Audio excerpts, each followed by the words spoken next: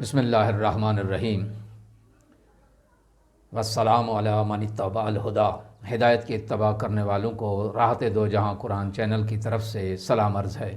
صاحبان ایمان، سامعین کرام، ہمارے آج کے سبق کا موضوع ہے سورہ بقرہ کی آیت نمبر 81 اور 82۔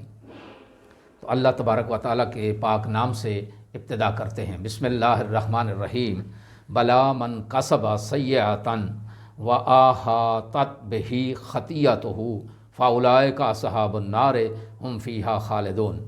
آیت نمبر 82۔ والذین آمنوا وعملوا الصالحات اولئک اصحاب الجنۃ ھم فیہا خالدون۔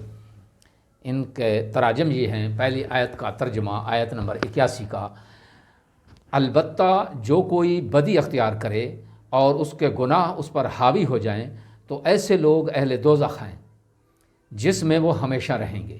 آیت نمبر 82 کا ترجمہ یہ ہے کہ اور جو ایمان لائیں اور اچھے اعمال بجا لائیں یہ لوگ اہل جنت ہیں جس میں وہ ہمیشہ رہیں گے۔ ان آیات کی تفسیر یہ ہے کہ اللہ تبارک و تعالیٰ کی سنت اور اس کا عدل اور انصاف یہ ہے کہ جزا عمل کے مطابق ہو۔ اگر گناہ اور معصیت انسان کی زندگی کو ڈھانپ لے اور ہدایت کی کوئی گنجائش نہ ہو تو اس کا لازمی نتیجہ جہنم ہے۔ اس سے یہ عندیہ ملتا ہے کہ جب تک انسان کے گناہ مکمل طور پر اس پر حاوی نہ ہو جائیں اس وقت تک ہدایت، توبہ اور نجات کی گنجائش باقی رہتی ہے۔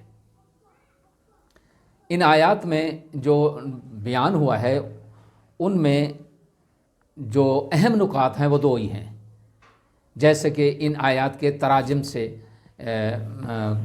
ظاہر ہوا ہے۔